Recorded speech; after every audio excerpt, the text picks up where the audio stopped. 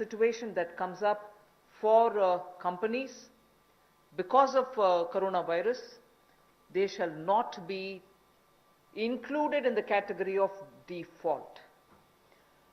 Then no fresh insolvency procedures or proceedings will be initiated up to 1 year.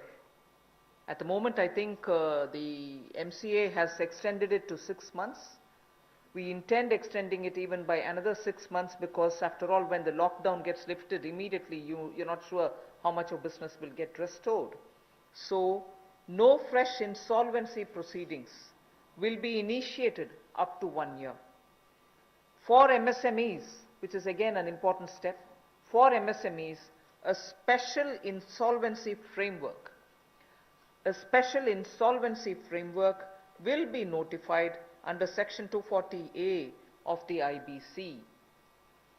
One other thing which will benefit the MSMEs is the minimum threshold to initiate insolvency proceedings is now raised to 1 crore from 1 lakh, which will therefore insulate the MSMEs.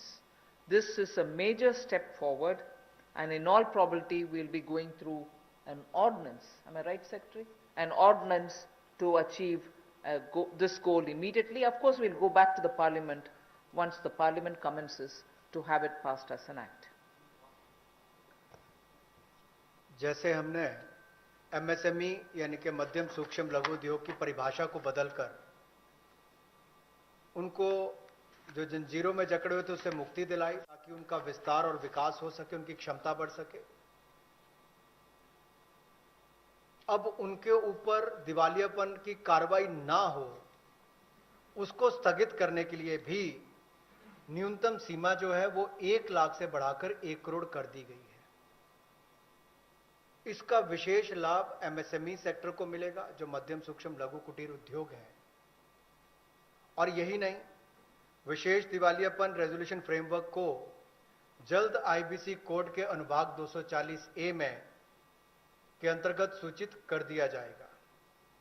और कोविड-19 की situation को देखते हुए जैसे जैसे परिस्थितियां आगे बढ़ेंगी, कितने समय के लिए इसको निलंबित करना है, 1 वर्ष की समय सीमा इसमें दी गई है, ताकि कोई नई कार्रवाई दिवालियापन की यानी कि इंसॉल्वेंसी की कोई नई कार्रवाई इस पर शुरू ना हो सके। तो उसमें भी 1 वर्ष का समय दिया गया है। और नई इंसॉल्वेंसी की कार्रवाई शुरू ना हो, इसके लिए भी कोविड-19 से जुड़े हुए जो बाकी बात है, चाहे उससे कर्ज है बाकी हैं, उसको लेकर भी केंद्र सरकार को उसके लिए एम्पावर किया गया है, उसकी परिभाषा को लेते हुए। The next is related matter, but related specifically to the Companies Acts and related defaults. That's the next slide. Just prior to the lockdown, we had announced that we shall extend all the compliance deadlines. This form has to be filled up by this deadline. You have to do this compliance by so-and-so deadline. All of them were extended, and so that procedural defaults don't take place. Technical or procedural defaults was one thing which people were afraid of if we hadn't extended the compliance date. So now what we are trying to do is decriminalize most of the sections in Companies Act where you have violations which are technical and procedural nature. So we want to decriminalize all of them.